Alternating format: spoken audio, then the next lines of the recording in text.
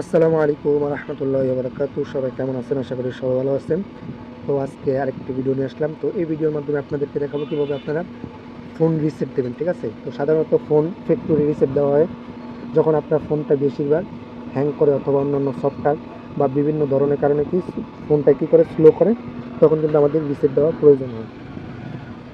এই কারণেই কিন্তু আমরা আজকে এই দেখতে পাচ্ছেন আমার হাতে যে ফোনটা, এই ফোনটা আজকে রিসেট দেবো। তো আর আপনাদেরকেও দেখাও কীভাবে আপনারা ফুল ফ্রেশ করে দেবেন ফোন, এবং আপনারা নতুনের মতো কিন্তু ফোনটাকে কিন্তু আপনারা তৈরি করতে পারবেন। ঠিক আছে, ইনশাল্লাহ কোনো অ্যাপস থাকবেন না, কোনো ডাটা বা কোনো ধরনের সমস্যা কিন্তু আপনার ফোনে থাকবে না।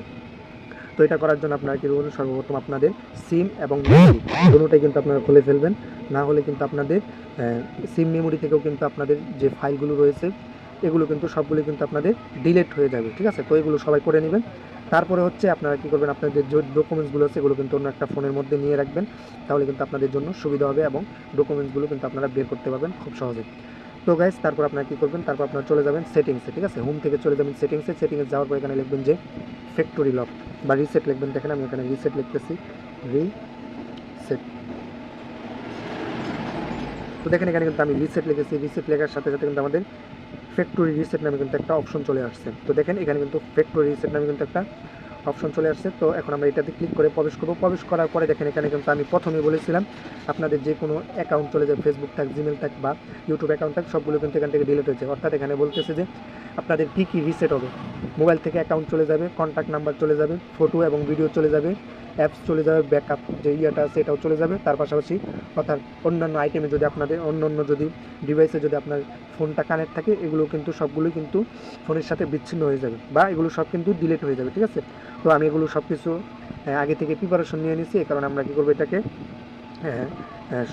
রিসেট করার জন্য আমি আগ্রহী। তাহলে এখানে দেখেন নিচে একটা অপশন আছে, দেখেন ইসার অ্যান্ড ডাটা। তো এটাতে ক্লিক করবো। ঠিক আছে, এটাতে ক্লিক করে দেওয়ার পর এখানে কিন্তু আমাদের একটা অপশন আসবে, দেখেন কনফার্ম ইউর পাসওয়ার্ড। তো আপনাদের ফোনের মধ্যে যে পাসওয়ার্ডটা থাকবে, তো অবশ্যই এই পাসওয়ার্ডটা কিন্তু আপনারা দিয়ে নেবেন। তো এখানে দেখেন আমার কিন্তু বর্তমানে ওয়াইফাই আছে। তো আমি যদি রিসেট করি তাহলে কিন্তু আমাদের যে যে ইনফরমেশনগুলো চলে যাওয়ার কথা এগুলোর সাথে কিন্তু আপনাদের ওয়াইফাই অর্থাৎ ইন্টারনেট বিচ্ছিন্নটাও কিন্তু হয়ে যাবে। তো আমি দেখাই আপনাদেরকে। তো আমি পাসওয়ার্ডটা দিয়ে দিচ্ছি।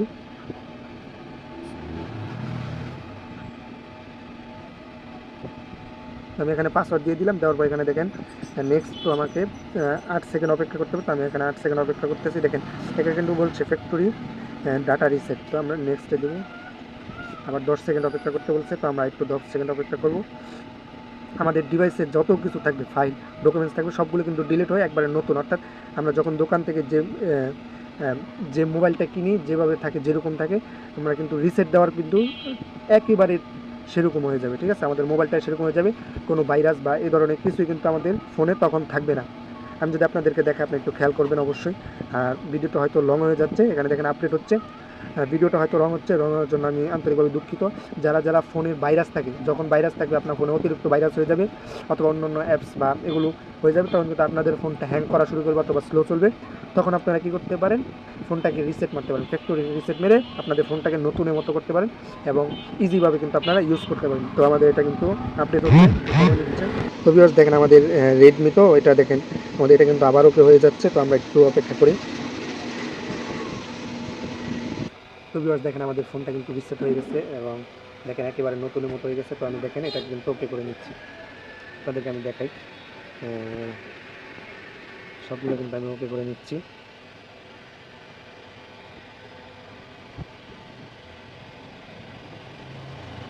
কিন্তু আমরা একবারে সবগুলো কিন্তু আমরা ওকে করে নিচ্ছি স্পেশালি। দেখবেন যে একবারে নতুনের মতো হয়ে যাবে, সব কিছু নতুনের মতো। আমরা গুগলটাকে এক্সপোর্ট করে দিচ্ছি, একটু সময় নেবে।